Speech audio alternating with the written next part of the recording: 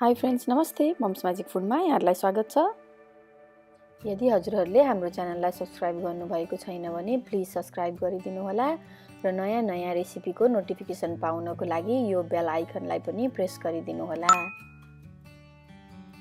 आज मैले यहाँहरूलाई ब्रोइलर कुखुराको मिठो झोल बनाएर देखाउन जाँदैछु।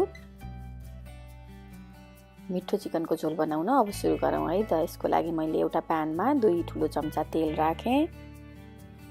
यहाँ मैले आधा सानो चम्चा जिराको दाना राखेँ, आधा सानो चम्चा ज्वानो राखेँ र आधा सानो चम्चा मेथीको दाना पनि राखेँ। यसलाई रातो भएपछि मैले यहाँ 2टा खुर्सानी राखेँ। खुर्सानी स्वाद अनुसार राख्नु होला। त्यसपछि मैले यहाँ एउटा ठुलो प्याजलाई यसरी मसिनो बनाएर काटेर यसलाई यहाँ राम्रोसँग भुट्न जाँदैछु। मैले यो प्याजलाई 5-7 मिनट जस्तो मजाले रातो हुने गरी मिडियम आगो बनाएर भुटिराखेको छु। यही बीचमा मैले 4-5 वटा लसुनलाई पनि मसिनो बनाएर काटेर राखेँ।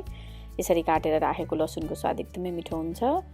त्यसपछि मैले यो प्याजलाई एकछिन भुट्छु। मैले यतिको रातो बनाउँछु यो प्याजलाई र यतिको रातो भइसकेपछि मैले यो 500 ग्राम चिकनलाई यसरी काटेर सानो बनाएको टुक्रालाई मैले यहाँ राखेर भुट्न जाँदैछु। एकछिन मैले यो चिकनलाई राम्रोसँग भुट्छु। आगो मिडियम बनाएर यसलाई एकछिन फ्राई गर्नु होला। 5 मिनट जस्तो ढक्कन लगाउँदै पकाउँदै गर्नु होला। मैले यसमा नुन बेसार अहिले केही पनि राखेको छैन, एकछिनपछि मात्रै राख्छु मैले। र मैले यो चिकनलाई यतिको भुट्छु यहाँ। र मैले अब बेसार पाउडर राखेँ आधा सानो चम्चा। बेसार पाउडर राखेर मैले यो चिकनलाई एकछिन चलाउँछु। आगो मिडियम बनाएर भुटिराखेको छु। ढाक्ने बेलामा चाहिँ आगो सानो बनाएर छोड्नु होला र भुट्ने बेलामा आगो मिडियम बनाएर भुट्दा हुन्छ। यतिको भुटिसकेपछि मैले यसमा एउटा यो आधा इंच जति दालचिनीको टुक्रा राखेँ र मैले अब बल्ल यसमा नुन राख्न जाँदैछु। मैले नुन स्वाद अनुसार राखेँ। अब नुन राखिसकेपछि मैले यसलाई चलाउँछु। यसलाई हामीले अहिले पनि मिडियम आगो नै बनाएर मैले यसलाई भुटिराखेको छु। एकछिन यसरी चिकन भुटिसकेपछि मैले यसमा अलिकति आधा सानो चम्चा जति रातो खुर्सानीको धुलो राखेँ। तपाईलाई रातो खुर्सानी मन पर्दैन भने नराख्नु होला, यो राख्नुपर्छ भन्ने छैन। र खुर्सानीलाई राखेपछि मैले यसलाई एकछिन फेरि राम्रोसँग चलाउँछु र यसलाई मैले ढक्कन लगाएर सानो आगो बनाएर लगभग 5-7 मिनट पाक्नको लागि छोडिदिन्छु।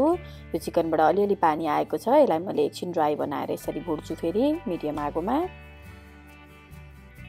र यतिको जस्तो ड्राई भइसकेपछि मैले यसमा बल्ल अदुवा लसुनको पेस्ट राख्छु र यसमा मैले धनिया जिराको पाउडर पनि राखेँ 1 सानो चम्चा। अब यो मसलालाई हामीले एकछिन राम्रोसँग चलाइ भुटेर पकाउनु पर्छ, हैन भने लसुनको गन्ध आउँछ। एकछिन यसलाई चलाउँ, राम्रोसँग चलाउँ र बीचमा यसलाई ढक्कन लगाएर पनि एकैछिन ढाकेर छोडिदिनु होला सानो आगो बनाएर। र यो मसला पनि राम्रोसँग भुटेको छ। मैले यसलाई यसरी चलाएँ। यो एकदमै चिकन ड्राई भएको छ र यसको बास्ना पनि एकदम मिठो आएको छ। अब मैले यसमा अलिकति टमाटर पनि एड गर्न राखेँ। यो टमाटर मैले एउटा ठुलो साइजको टमाटरलाई मसिनो बनाएर काटेर राखेँ।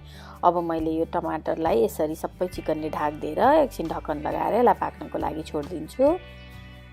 अलिकति यो टमाटरबाट पानी पनि आएको छ र यो राम्रोसँग टमाटर पाकी पनि सक्यो।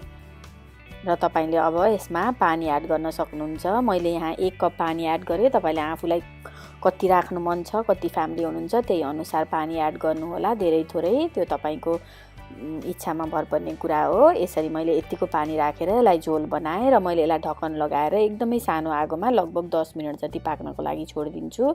सानो आगोमा पकाउँदाखेरि यसको चिकनको स्वाद एकदमै मिठो आउँछ। अब यसमा अलिकति हरियो धनिया पनि मैले एड गरेँ र यसलाई मिक्स गरिदिनु होला। यसरी नै बनाएर तपाईले पनि ट्राई गर्नु होला। यसरी बनाएको झोल एकदमै मिठो हुन्छ। लोकल कुखुराको झोल जस्तै मिठो हुन्छ।